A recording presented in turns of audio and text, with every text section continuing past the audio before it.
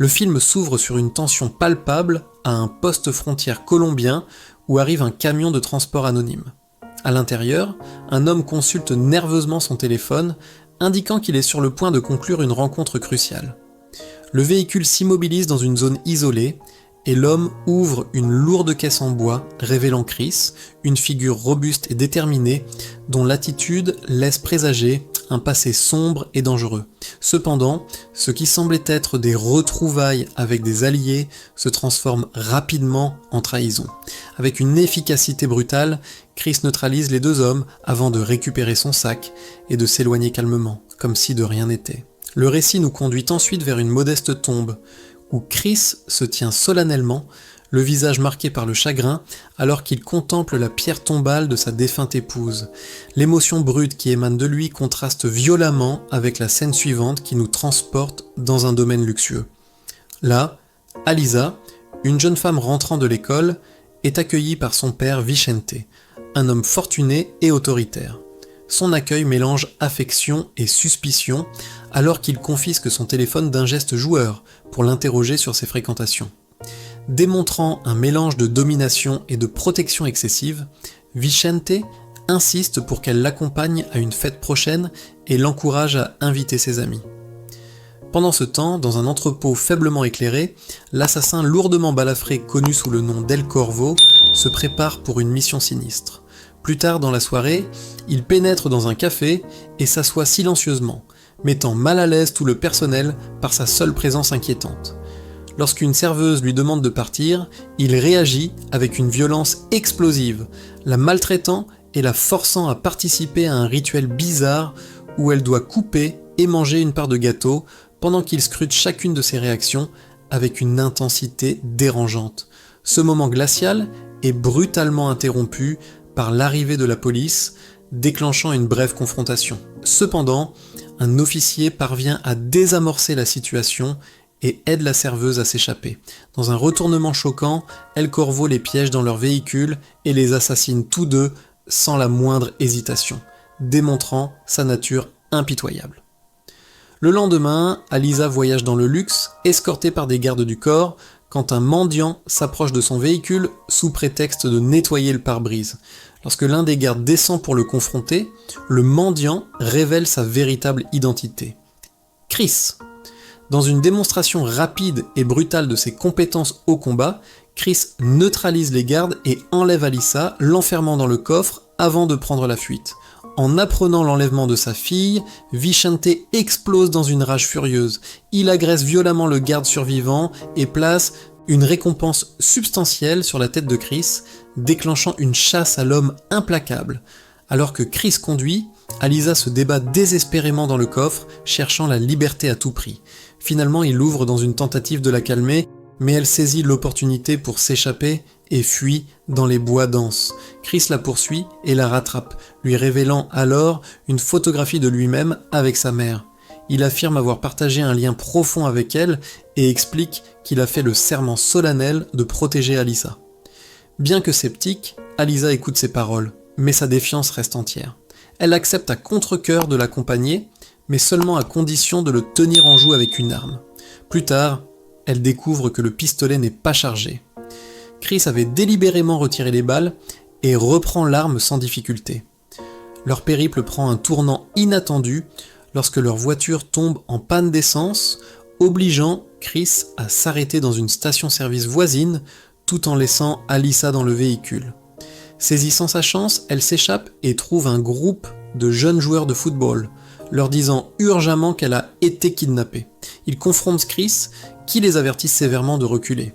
Il récupère Alisa et lui attache les mains, résolu dans sa détermination à la protéger même contre sa volonté.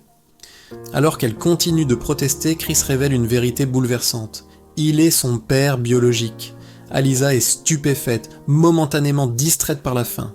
Il s'arrête dans une petite épicerie où Chris partage des fragments de son passé tumultueux. 15 années en prison et une trahison de Vicente, qui l'a piégé selon ses dires. Avant qu'Alisa ne puisse pleinement assimiler cette révélation, un gang d'hommes armés les confronte. Chris réagit avec une rapidité fulgurante, désarmant et maîtrisant les assaillants dans une nouvelle séquence explosive. Au milieu du chaos, Alisa est enlevée par le chef impitoyable du gang. Dans une quête désespérée de réponse, Chris torture l'un des hommes de main restants et apprend où elle se trouve. Alisa se retrouve dans un entrepôt sombre où un trafiquant travaillant pour Vicente prévoit de la livrer contre la récompense. Durant un appel téléphonique tendu, Alisa confronte Vicente au sujet de la mort de sa mère. Vicente feint l'innocence, prétendant avoir profondément aimé sa mère. Cependant, lorsqu'Alisa mentionne l'affirmation de Chris d'être son père, l'attitude de Vicente change de manière sinistre. À son insu, son assistant de confiance informe discrètement El Corvo de l'emplacement d'Alisa. El Corvo fait irruption dans l'entrepôt, anéantissant impitoyablement tous ceux qui se trouvent sur son chemin dans un bain de sang méthodique. Chris arrive quelques instants trop tard, découvrant une installation jonchée de cadavres. Dans une confrontation féroce, il affronte El Corvo dans une bataille sauvage au corps à corps qui mêle coups de feu et combat rapproché brutal. Le propriétaire de l'entrepôt tente courageusement d'intervenir, mais El Corvo met fin à sa vie sans la moindre hésitation. Dans le chaos qui s'ensuit, Alisa saisit l'opportunité de s'échapper aux côtés de Chris. Chris suggère d'aller dans un magasin pour lui acheter des vêtements, espérant lui offrir un semblant de normalité. Une fois qu'il trouve un moment de répit, Alisa presse Chris de lui raconter toute l'histoire de leur passé tumultueux. Le cœur lourd, Chris révèle une vérité choquante. Lui, Vicente et sa mère formaient autrefois un trio notoire de braqueurs de banque. Quand sa mère est tombée enceinte, Chris aspirait à une vie loin du crime. Mais un dernier braquage a mené à la trahison. Vicente l'a dénoncé, scellant son destin derrière les barreaux. Alisa est ébranlée par cette révélation, mais commence à comprendre le réseau complexe de loyauté et de tromperie qui a défini leur vie. Cette nuit-là, il prévoit de l'aider à traverser la frontière américaine pour se mettre en sécurité. Cependant, Alisa, submergée par la confusion et le tumulte émotionnel, refuse et s'en va au volant, abandonnant Chris. Dans un moment de désespoir, elle s'arrête à une cabine téléphonique pour contacter Vicente, cherchant des éclaircissements et la sécurité. Mais avant qu'elle ne puisse trouver refuge, El Corvo l'attaque une fois de plus. Chris arrive juste à temps pour affronter le tueur impitoyable, déclenchant une fusillade explosive. Dans le chaos, El Corvo capture Alisa et force Chris à se rendre avant de le battre brutalement jusqu'à l'inconscience. Le lendemain matin, Vicente découvre Chris pendu à un arbre et le fait descendre, pour ensuite recevoir un appel d'El Corvo exigeant que Vicente vienne dans une usine industrielle abandonnée pour récupérer Alisa. Enragé par la trahison, Vicente exécute l'assistant traître qui avait informé El Corvo de leur plan. Avec Chris et ses hommes restants, Vicente arrive dans l'immense usine délabrée. Le tueur impitoyable leur tend une embuscade et prend Vicente en otage sous la menace d'une arme. Pendant ce temps, Alisa est attachée à une lame industrielle menaçante, sa vie ne tenant qu'à un fil. Chris fait irruption, ignorant qu'il marche vers un piège mortel. Une bataille féroce et à enjeu élevé éclate entre lui et El Corvo.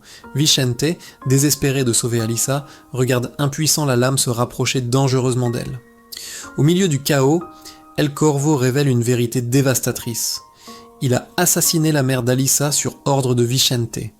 Consumé par la rage, Chris riposte avec une détermination renouvelée. Alors que le temps s'épuise, il fait signe à Alisa d'utiliser le collier de diamants de sa mère pour bloquer les engrenages de la machine. Avec résolution, elle s'exécute, stoppant la lame juste à temps. Juste au moment où le tueur s'apprête à achever Alisa, Vicente intervient. Les deux adversaires s'engagent dans un dernier affrontement.